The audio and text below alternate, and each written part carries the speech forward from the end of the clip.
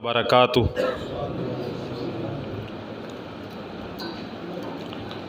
ان الحمد للہ نحمده ونستعینه ونستغفره ونعوذ باللہ من شرور انفسنا ومن سیئات اعمالنا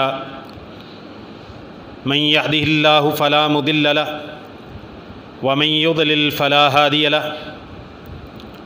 واشهد ان لا الہ الا اللہ وحدہ لا شریک له واشهد ان محمدا عبده ورسوله صلی اللہ علیہ وسلم۔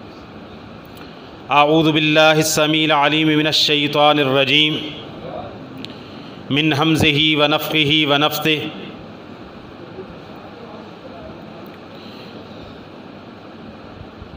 شہر رمضان الذی انزل فیہ القرآن ہدی للناس وبینات من الہدی والفرقان فمن شہد منکم الشہر فلیصم۔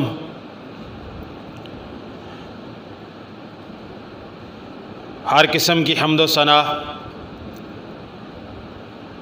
اللہ رب العالمین کے لیے ہے، جو ہم سب کا خالق، مالک، رازق اور مدبر ہے،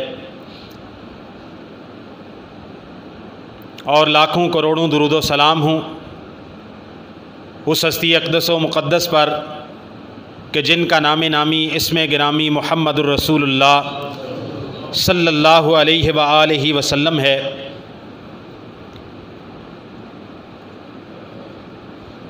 ماہ رمضان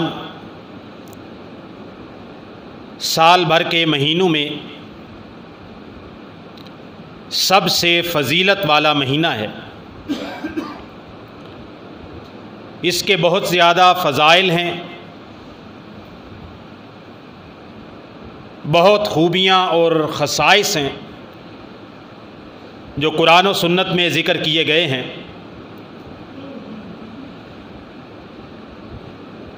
رمضان المبارک کے مہینے کی سب سے پہلی اور بنیادی خوبی اور خصوصیت یہ ہے کہ اللہ تعالیٰ نے اپنے آخری کلام، آخری پیغام قرآن مجید کو نازل کرنے کے لیے جس مہینے کا انتخاب کیا وہ رمضان المبارک کا مہینہ ہے۔ قرآن مجید کے اندر اس بات کی طرف اشارہ ہے، شہر رمضان الذی انزل فیہ القرآن، کہ لوگوں رمضان ہی وہ مہینہ ہے کہ جس میں اللہ تعالیٰ نے قرآن کو نازل کیا ہے۔ ہدی للناس وبینات من الہدی والفرقان، وہ قرآن مجید لوگوں کے لیے ہدایت کا باعث ہے، اور اس میں واضح نشانیاں ہیں ہدایت کی، اور یہ حق اور باطل کے درمیان فرق کرنے والا ہے۔ قرآن مجید کے نزول کی رات لیلۃ القدر ہے۔ رب تعالیٰ نے ارشاد فرمایا، انا انزلناہ فی لیلۃ القدر وما ادراک ما لیلۃ القدر لیلۃ القدر خیر من الف شہر تنزل الملائکۃ والروح فیہا بإذن ربهم من کل امر سلام ہی حتی مطلع الفجر۔ قرآن مجید کے نزول کا مہینہ رمضان ہے۔ رمضان کی جس رات میں نازل ہوا وہ قدر کی رات ہے۔ قدر کی رات 1000 مہینوں سے افضل رات ہے، جس کی بابت اللہ تعالیٰ نے قرآن مجید میں پوری سورت نازل کی ہے کہ ہم نے قرآن کو قدر والی رات میں نازل کیا۔ یہ قدر والی رات کیا ہے؟ خیر من الف شہر، 1000 مہینوں سے افضل ایک رات ہے۔ 84 سال کی عبادت ایک طرف، لیلۃ القدر کی ایک رات ایک طرف، لیلۃ القدر کی اتنی فضیلت ہے اور اس رات میں قرآن مجید نازل ہوا ہے۔ رمضان کی دوسری فضیلت صحیح بخاری اور مسلم کے اندر حدیث آتی ہے، نبی پاک نے فرمایا اذا دخل شہر رمضان فتحت ابواب السماء، جب رمضان المبارک کا مہینہ داخل ہوتا ہے آسمان کے دروازے کھول دیے جاتے ہیں۔ ایک روایت کے لفظ فتحت ابواب الرحمہ، رحمت کے دروازے کھول دیے جاتے ہیں۔ ایک روایت کے لفظ فتحت ابواب الجنہ، جب رمضان داخل ہوتا ہے جنت کے دروازے کھول دیے جاتے ہیں۔ تیسری خصوصیت وغلقت ابواب جہنم، جہنم کے دروازے رمضان کی آمد کے وقت بند کر دیے جاتے ہیں۔ پانچویں خصوصیت، چوتھی خصوصیت وسلسلۃ الشیاطین، اور سرکش شیاطین کو بیڑیاں پہنا دی جاتی ہیں، جکڑ دیا جاتا ہے، بند کر دیا جاتا ہے۔ اور پانچویں خصوصیت جامع ترمذی کی حدیث ہے، سنن ابن ماجہ میں بھی موجود ہے، نبی پاک نے فرمایا وَيُنَادِي مُنَادٍ مِّنَ السَّمَاءِ يَا بَاغِيَ الْخَيْرِ أَقْبِلْ وَيَا بَاغِيَ الشَّرِّ أَقْصِرْ۔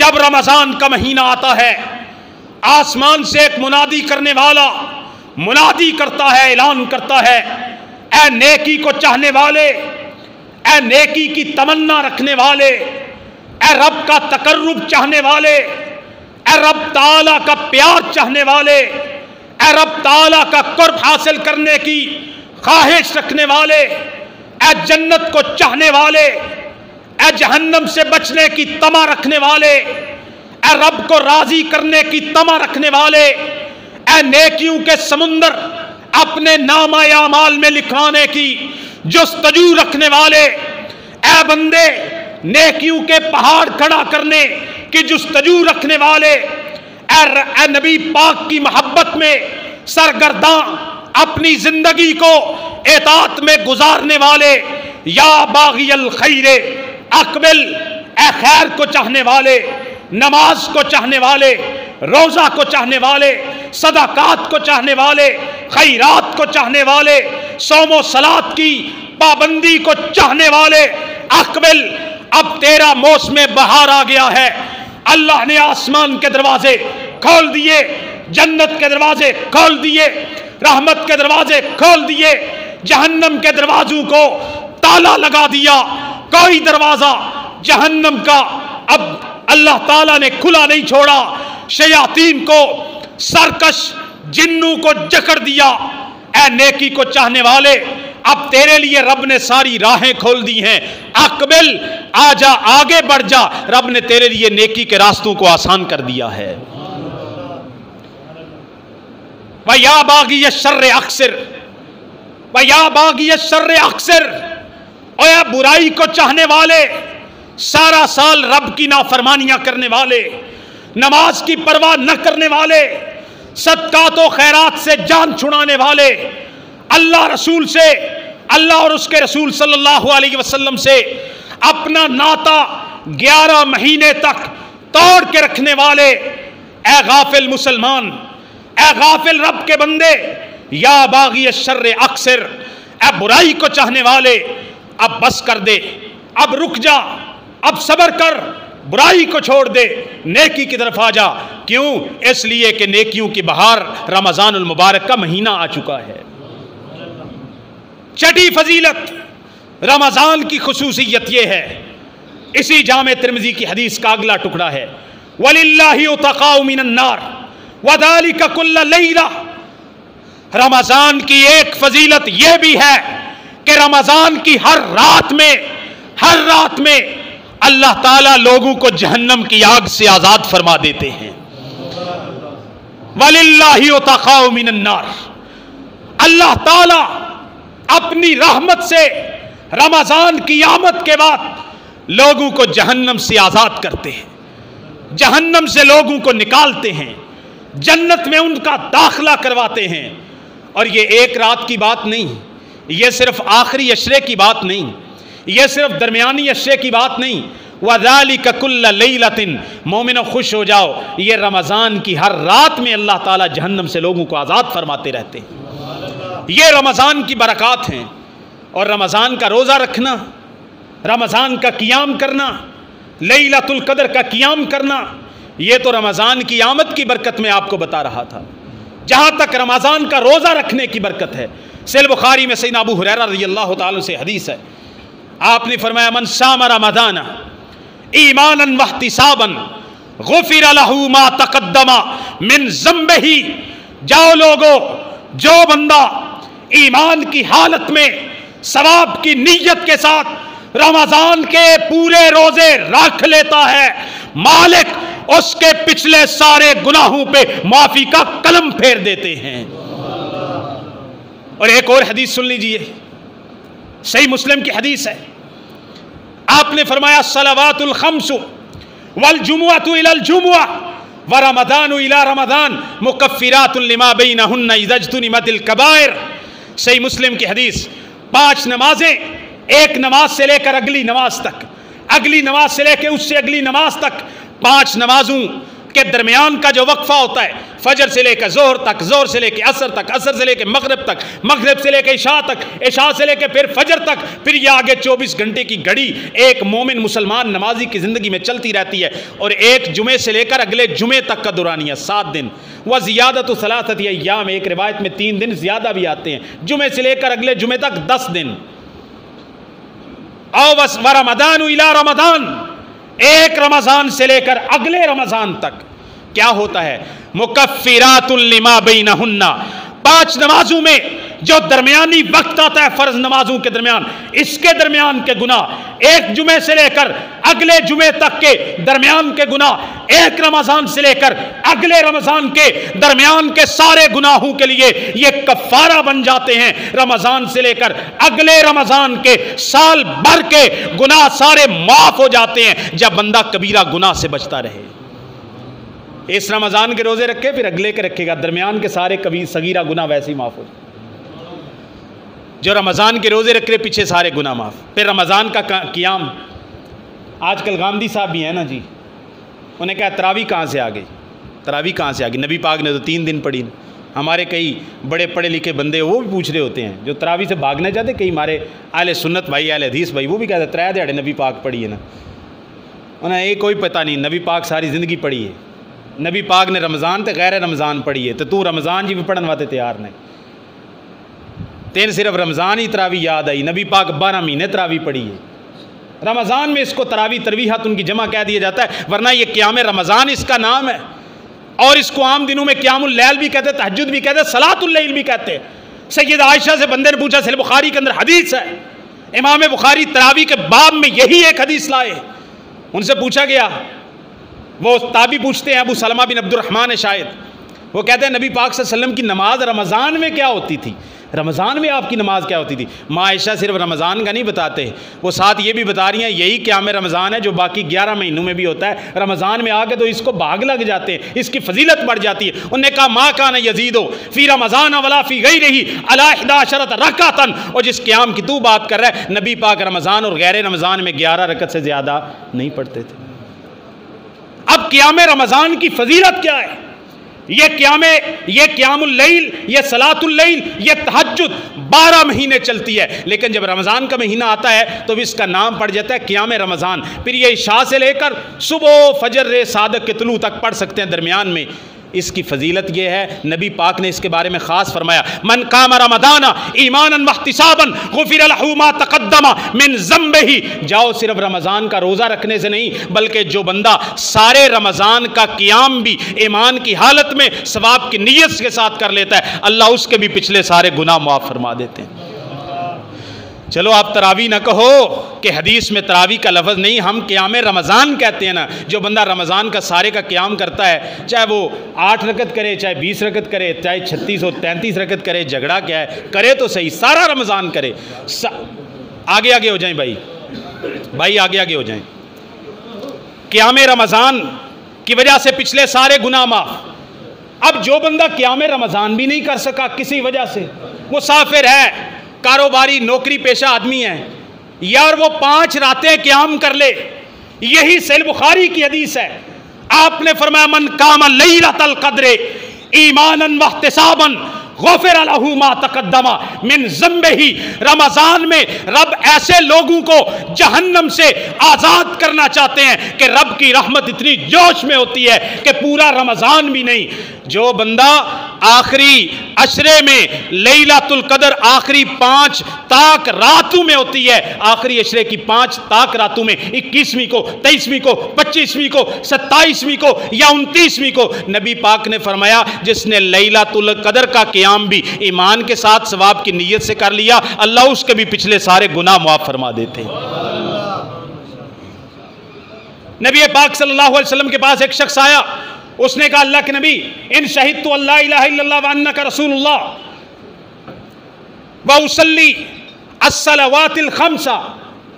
اللہ کے نبی اگر میں اس بات کی گواہی دوں کہ اللہ کے علاوہ کوئی معبود نہیں اور آپ اللہ کے سچے رسول ہیں، اور میں 5 نمازیں پڑھوں، اور میں وادیت الزکاۃ اور میں زکوٰۃ ادا کروں، وصمت رمضان وقمتہ، صحیح ابن خزیمہ کی حدیث ہے، فممن انا، اگر میں رمضان کے روزے بھی رکھوں اور رمضان کا قیام بھی کروں، فممن انا، اللہ کے رسول مجھے بتائیے میرا شمار کن میں ہوگا؟ میرے محبوب نے فرمایا من الصدیقین والشہداء. جب تو رمضان کے روزے بھی رکھے، رمضان کا قیام بھی کرے، 5 نمازیں بھی پڑھے، اللہ تعالیٰ تیرا شمار صدیقین اور شہداء میں فرما دیں گے. رمضان کی فضیلت ہے، رمضان کے روزے کی فضیلت ہے. نبی پاک صلی اللہ علیہ وسلم نے فرمایا یہ تو رمضان کا روزہ ہے نا، یہ تو پورے 30 روزے ہوتے ہیں. اچھا میں نے کبھی زندگی میں 29 روزے کا ثواب نہیں لیا، اللہ توفیق عطا فرمائے جب سے میں نے روزے شوش میں رکھنے. کئی بندے 29 روزے بھی رکھتے ہیں، میں نے کبھی نہیں 29 رکھے. بس کیسے؟ وہ نبی پاک کی حدیث ہے شہرا عید لا ینقصان، یہ جو عید کے 2 مہینے ہوتے ہیں ان کا ثواب کبھی کم نہیں ہوتا. ہم 29 کی بھی عید کریں ہمیں ثواب پورے 30 کا ملتا ہے. ہمارے کبھی 29 نہیں ہوئے، ہمارے پورے 30 ہیں، نبی پاک کی حدیث ہے. اور 29 بھی رکھیں گے ثواب کتنا ملنا ہے؟ کئی بندے پوچھ رہے ہوتے نا قاری صاحب تہاڈی کی پسند ہے عید کدوں دی ہے؟ میں کہا میں تو چاہنا بھائی 29 دی ہوئے. انہیں کہ روزہ گھٹ ہو جائے، میں کہا گھٹ ہو جائے سانو سرکار نے گارنٹی دیتی ہے ثواب تے پورے 30 دا لبنا ہے، سانو کی ٹینشن ہے؟ سانو سرکار نے گارنٹی دیتی ہے شہرا عید لا ینقصان، عید کے 2 مہینے ان کا ثواب کبھی کم نہیں ہوتا. یہ 29 ہو کے پھر بھی 30 ہی رہتے ہیں. اچھا یہ تو پورے 30 روزے ہیں، لیکن نبی پاک نے فرمایا من صام یوما فی سبیل اللہ ابعد اللہ وجہہ عن النار 70 خریفا. اور 30 روزوں کی بات نہیں ہے، جو بندہ اللہ کی رضا کے لیے فی سبیل اللہ 1 روزہ رکھتا ہے، 1 روزے کی برکت سے اللہ اس کے چہرے کو جہنم سے 70 سال کی مسافت دور فرما دیتے ہیں 1 روزے کی برکت سے، عام نفلی روزہ. اور نبی پاک صلی اللہ علیہ وسلم نے فرمایا اور روزہ تو جہنم کے سامنے ڈھال ہے، ڈھال ہے. آپ نے فرمایا الصیام جنۃ من النار کجنۃ احدکم من القتال. اور لوگوں روزہ جہنم کے سامنے ایسے آڑ اور ڈال اور بچاؤ رکاوٹ بن جاتا ہے جیسے تم لڑتے ہوئے زرہ کے ساتھ اور اپنی ڈھال کے ساتھ قتال کے اندر تلوار کے زور سے اور اس کے حملے سے بچتے ہو. ایسے ہی جہنم کے سامنے اگر کوئی چیز ڈھال بن سکتی ہے، رکاوٹ بن سکتی ہے، بچاؤ کا سامان بن سکتی ہے تو وہ کیا ہے؟ روزہ ہے. روزہ ڈھال ہے.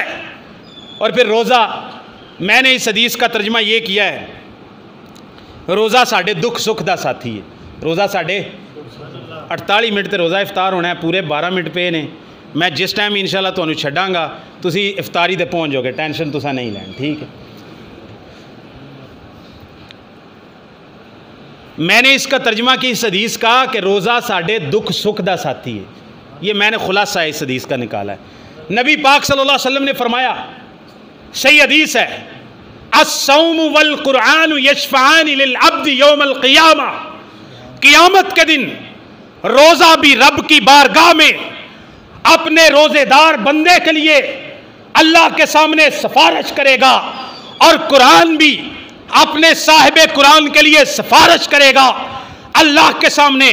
روزہ کھڑا ہوگا وہ کہے گا اے اللہ منعتہ الطعام والشہوات بالنہار، اے اللہ میں نے اس کو دن کو کھانے پینے اور ساری شہوات سے روک کے رکھا، فشفعہ فیہ فیہ، اے اللہ فشفعنی فیہ، اے اللہ میری سفارش کو قبول کر۔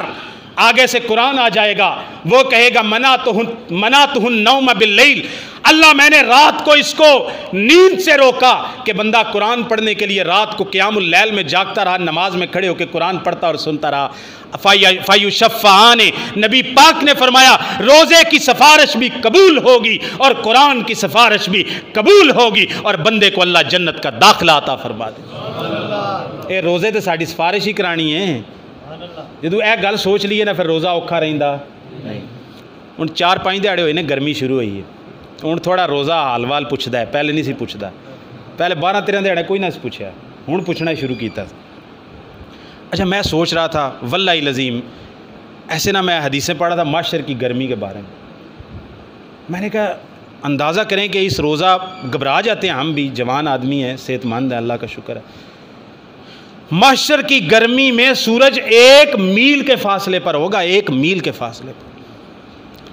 نبی پاک نے فرمایا یبلغ العرق الی نصف الاذن، قیامت کے دن بندے کا پسینہ اس کے آدھے کان تک پہنچ جائے گا، وہ بندہ اپنے پسینے میں غوطے کھا رہا ہوگا، اللہ کے سائے کے علاوہ کوئی سایہ نہیں ہوگا۔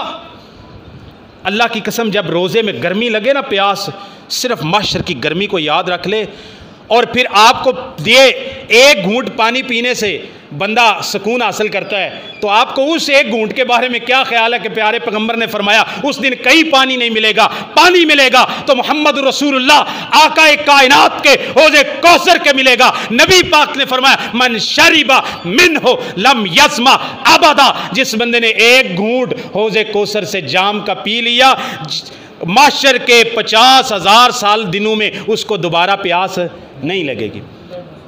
اچھا اللہ تعالیٰ نے بڑا پروٹوکول دیا اہل روزہ کو، کیا پروٹوکول ہے؟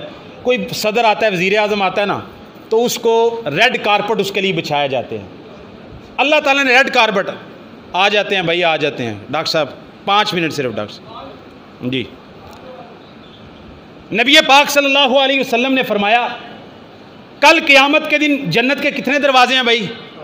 8، ان 8 دروازوں میں ایک دروازہ صرف روزے داروں کے لیے خاص رکھا گیا ہے، اس دروازے کا نام ہے الریان، یقالو این الصائمون، روزے دار کہاں ہیں؟ وہ اس دروازے سے ہو کے گزر جائیں، اور جب روزے دار آئیں گے اس دروازے سے گزر جائیں گے، دروازے کو بند کر دیا جائے گا، سوائے روزے داروں کے اس دروازے میں سے کوئی گزر سکتا نہیں۔ اللہ نے روزے داروں کے لیے اسپیشل ایک دروازہ رکھا ہے۔ میرے بھائیوں، میرے دوستو، یہ روزے کی بڑی فضیلت ہے، رمضان کی بڑی فضیلت ہے۔ رمضان گناہوں کی معافی کا ایک بہانہ ہے، اور جو روزے کی قدر نہ کرے روزہ رکھ کے، پھر اس میں کچھ چیزیں بھی، من لم یدع قول الزور والعمل بہ فلیس للہ حاجۃ فی ان یدع طعامہ وشرابہ، جو بندہ روزہ رکھ کے جھوٹی بات کہنا اور اپنی زبان کی برائی کو نہیں چھوڑتا، جھوٹ بولنا نہیں چھوڑتا، اللہ تعالیٰ کو اس کے بھوکا پیاسا رہنے میں کوئی حاجت، اللہ نے کوئی لوڑ نہیں۔ اگلی بات بھائی، روزے کے اندر کرنے والے کام کیا ہیں؟ بھائی قرآن پڑھنا ہے، ڈٹ کے پڑھنا ہے، زیادہ قرآن پڑھی، قرآن پڑھنے کا مہینہ ہے۔ انفاق فی سبیل اللہ، روز رمضان میں صدقہ خیرات کرنا ہے، کیونکہ نبی پاک سارے سال میں سب سے زیادہ صدقہ خیرات کس مہینے میں کرتے تھے؟ رمضان میں، کیونکہ جبریل امین روز رات کو آتے تھے، نبی پاک ان کو قرآن مجید سناتے تھے اور صدقہ کرتے تھے تیز آندھی کی طرح۔ اور اگلی بات یہ ہے ایثار کرنا ہے، صبر کرنا ہے، اور اپنی تربیت کرنی ہے، اور برائیوں کو چھوڑنا ہے، حسد کو، بغض کو، کینے کو، لڑائی کو، جھگڑے کو، ہر طرح کی دل کے اندر جو بیماریاں ہیں، جب رمضان گزرے تو ہماری اگلے 11 مہینوں کے لیے تربیت ہو چکی ہو۔ یہ روزے کا مقصد ہے۔ اللہ تعالی ہمیں عمل کی توفیق عطا فرمائے اور روزے کے فضائل سے ہمیں جو ہے وہ سرفراز فرمائے۔ مختصر سی دعا کر لیتے ہیں، 7 منٹ باقی ہیں۔ اللہم رب لک الحمد کما ینبغی لجلال وجہک وعظیم سلطانک، اللہم انا نسألک بأننا نشہد انک انت اللہ لا الہ الا انت الاحد الصمد الذی لم یلد ولم یولد ولم یکن لہ کفوا احد، اللہم صل علی محمد وعلی آل محمد کما صلیت علی ابراہیم وعلی آل ابراہیم انک حمید مجيد. اللهم بارك على محمد وعلى آل محمد كما باركت على إبراهيم وعلى آل إبراهيم إنك حميد مجيد. ربنا آتنا في الدنيا حسنة وفي الآخرة حسنة وقنا عذاب النار.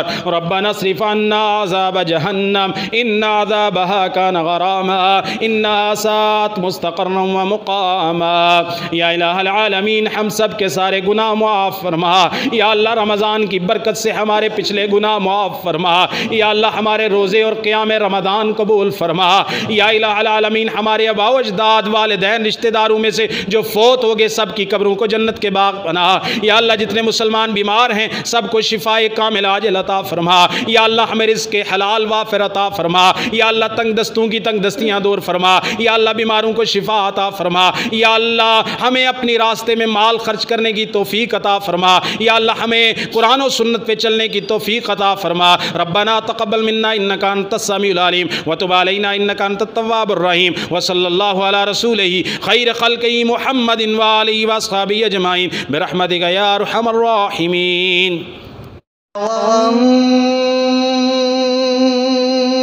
مجمع